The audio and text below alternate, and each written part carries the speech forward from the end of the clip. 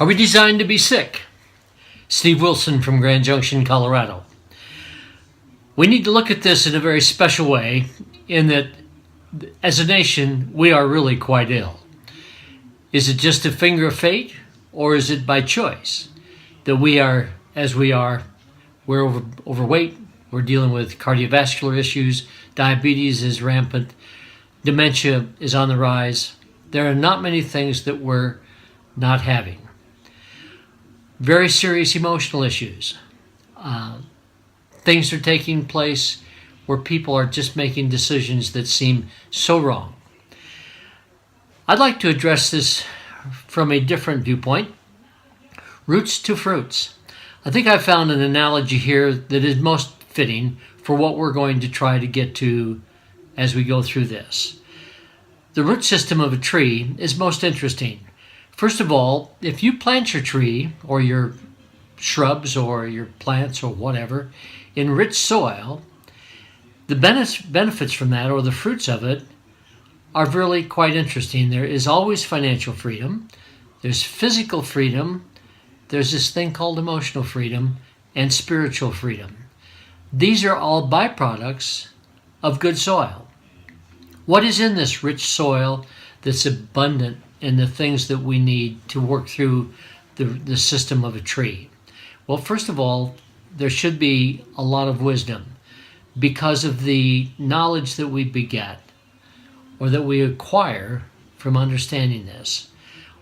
The understanding that comes after knowledge, and then that whole thing is based on the principles that we should live by, the precepts of what really it is that makes us function as a culture, and of course the instructions that we must follow, and the discipline. And it is one thing to know all of these things, so motion without action doesn't mean anything. In fact, it is the inaction or the non-belief of what we are told and how we are told to live that brings us into the following problem. That if you have poor soils, in other words, if you've sunk your system into an arena where the soil is not filled with the information that we need, so you wind up with no knowledge, lack of wisdom, lack of understanding. In fact, from there it gets quite ugly. There are no principles, there are no precepts, there is no instruction, and there's usually no discipline.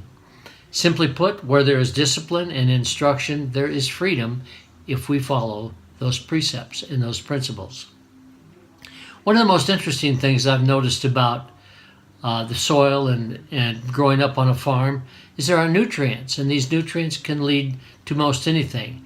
And there's an incredible support system within the roots. We live in a part of the world where the aspen tree is prevalent in our part of the world, and they have a very unusual root system. They don't grow deep, but they do commingle with one another.